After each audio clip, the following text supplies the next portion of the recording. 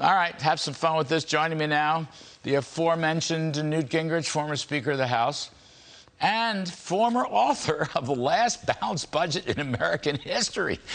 He is also currently author of Defeating Big Government Socialism, on shelves in a couple of months, July 12th. Mr. Speaker, Newt, it's great to see you. And, you know, look at, you and I are on the same page. That's why this is so much darn fun. And you're also with us on the America First policy, and we're going to flesh out a balanced budget. But in all seriousness, it seems to me this is an economic organizing principle. But you know what, Newt?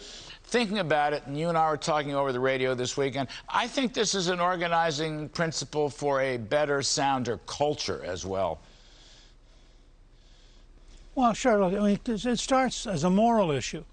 If every American family has to balance their budget, if every small business has to balance its budget, then why shouldn't the politicians be held to the same standard? And furthermore, as you know, if you don't balance the budget, you're borrowing against your children and grandchildren's future. So what right do you have to take away from them a better future? As you know, we actually, and of course we worked together to create the great economic boom, working for Ronald Reagan and with Ronald Reagan, and applying all the practical common sense things you're talking about. So none of this is a theory. It's been done. When I was Speaker, we've led to 4 consecutive balanced budgets for the only time in our lifetime. And we did it by applying exactly the same core principles. Get the growth rate up, get people off of welfare into jobs, prune the federal government, which is so badly run today that in California alone, they lost at least $20 billion, not million, $20 billion in unemployment compensation that was stolen. I mean, we've gotten so used to just sloppy politics and sloppy government taking our money and throwing it away, and we can't afford it. You're exactly right, and I'm an optimist like you because having served and worked with Ronald Reagan, having seen us come out from Jimmy Carter's combination of inflation and unemployment, and seeing what good, solid policies can do, I know that we are one election away from turning this all around, and I believe that election is going to be this fall. So in your American Majority Project stuff, a poll, 67% to 19, favor limited federal spending, want a balanced budget, and believe it will reduce inflation. Now, when you get to 67% favorability for something, it suggests it's got to be more than just Republicans and conservatives, and that's one of the things that I find most interesting about your thinking on the new American majority. Yeah, people can go to Gingrich 360 and they'll see, and they can also go to the AmericanMajorityProject.com, and they'll see the papers we've been doing. I believe you can get somewhere between 25 and 35% of the Democrats, between 60 and 70% of the independents, and about 90% of the Republicans. And that's an American majority. It's not a Republican majority. And I think that's a very important distinction. Reagan always understood that he had to appeal to far more than just the Republican Party. When we did the contract with America, on the average vote for the 10 items in the contract, on the average, we had 63 Democrats in the House voting yes, because they go back home and people say, we've got to be for that. And I think the Republican leadership, and I talk a lot with Kevin McCarthy about this because I think he will be the next speaker, I believe a Republican leadership that takes big ideas that have huge support levels and drive them home are going to find a surprising number of Democrats after the election who decide that survival requires them to vote with us. Not necessarily that they love it, not necessarily that they agree with it, but that they can't go home and face their voters if they consistently vote against them. I mean, I would love to see. I mean, look, I'd love to see it in the Democrats, but for now it's not. It's going to be Republicans and conservatives in the next midterm election. But the thing is, Newt, you've got spending restraint, low taxes, a return to deregulation, including, of course, energy independence.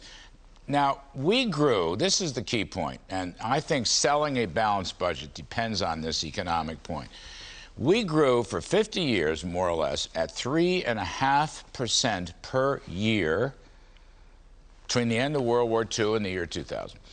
And during that period, we had very, very low, quite manageable inflation. We had a bad bout of inflation in the 70s. Got it. But then it was reversed, fortunately, in the 80s and 90s. Now, high growth, low inflation. What do we have today with increasingly unbalanced budgets and huge deficits? We have low growth and high inflation. So there's a turnaround. Balanced budget, it includes tax cuts. I mean, I want to make the Trump tax cuts permanent and so forth. It includes a return to deregulation. It includes strictly limited spending. As you say, waste, fraud, and abuse is a big part of this. And your other point that I really love, which Joe Manchin emphasized, and that's workfare. Workfare. The dignity of work. Sure. We should. You had the welfare reform in the mid-90s with Clinton and so forth that came out of the contract. Let's restore workfare. You know, by the time we got done debating it, welfare reform leading to a work requirement was so popular that we actually split the Democrats in the House even. We had 89 yes and 89 no. So literally half the Democratic Party helped pass welfare reform, and as a result, because parents went to work, their incomes went up, their children learned that it was okay to get up on Monday and go to work, and the result was the largest increase in children leaving poverty and having a better future in American history. For some reason, the left is deeply anti-work, and I don't frankly understand why, and I think that it's sort of crazy, because Ronald Reagan said, you know, that work is the best social program.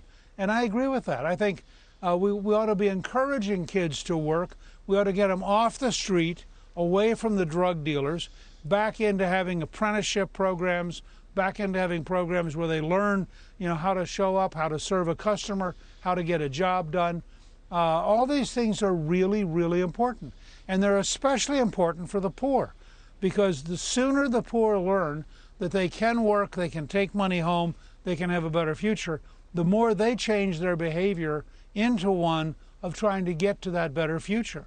And I think it's tragic that liberals, particularly in our biggest cities, have so consistently crippled the culture of poor people and trapped them into systems that don't work and that send all the wrong signals. And one last thing quickly, Newt, you know, part of this balanced budget as an organizing principle and an actual policy. So many of these left-wing, woke social policies are embodied in the budget. The budget pays for all these racial justice, social justice, you know, little agencies and departments littered throughout the budget. The budget pays for all this crazy stuff in education and so forth and so on. I mean, the budget is financing woke culture, and that is that's doomsday for America, and I think that's one of the other failures of this progressive experiment, quote unquote. Give you the last word on that one. Sure, look, I think the fact is that there are people out there who would teach us everything that doesn't work. Reagan used to say it wasn't what they didn't know that worried him, it's what they knew that wasn't true. And these are people, to use a simple example, these are people who believe if you put eggs in the freezer, you can get hard-boiled eggs, and no matter how often you and I tell them, no, you can get hard eggs in a freezer, but they ain't boiled, they just don't get it. And that's very good. That's true across every single aspect of life. Very good. Newt Gingrich, the best of the best. Save America, balance the budget. How's that for an eye-opener? We'll talk soon, Newt. Thanks a million for coming on.